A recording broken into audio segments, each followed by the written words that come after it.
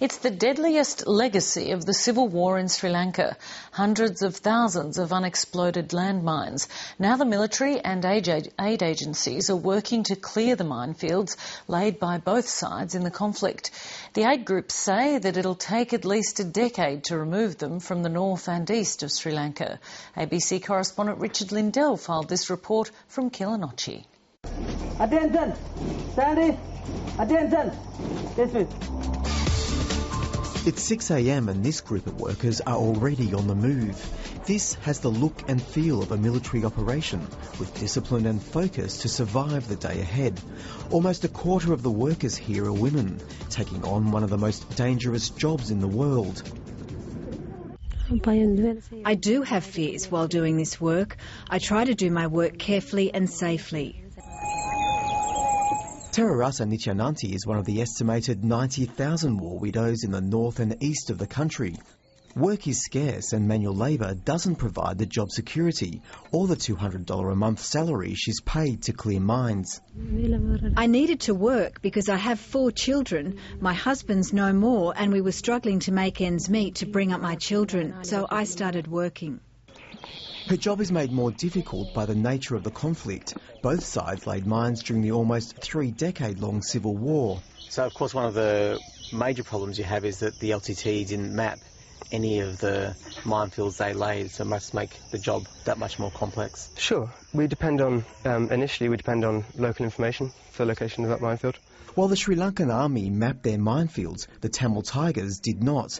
It means all uncleared areas pose a threat, and the deminers must map their progress as they work. Here at Kilinochchi, the scene of some of the fiercest battles of the war, minefields are still being discovered. So as people are resettling, as people are pushing further back into the jungle, into their old land and into newly reclaimed land from that jungle, new information is arriving.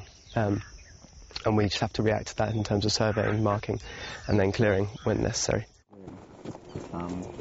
Work at this site started 3 months ago and so far 200 mines have been removed. Okay, so each of the 30cm yellow sticks marks a mine found and removed through our clearance. This whole area around you is now cleared. But a large swathe of this farmland is yet to be cleared. This is slow, painstaking work. Using basic tools, these women are reclaiming their land in 50-centimetre strips. There are no definitive figures as to the amount of mines laid during the war, but it's estimated that there are over 100 square kilometres of minefields still to be cleared, with potentially hundreds of thousands of mines. Now, 100 square kilometres may not sound a lot, but this deminer will clear just 20 square metres a day.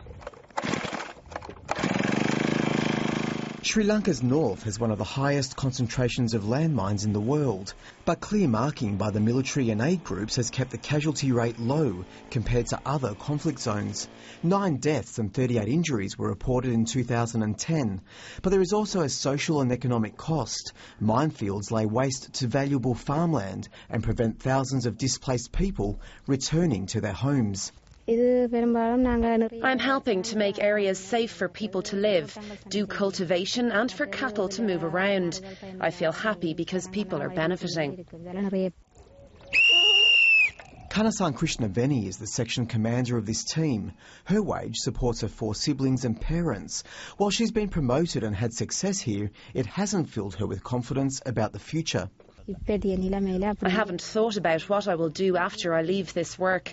It will be difficult to find a job once I leave here. In the meantime, aid groups say there's another decade's worth of work clearing the most dangerous legacy of Sri Lanka's civil war. Richard Lindell, Lateline.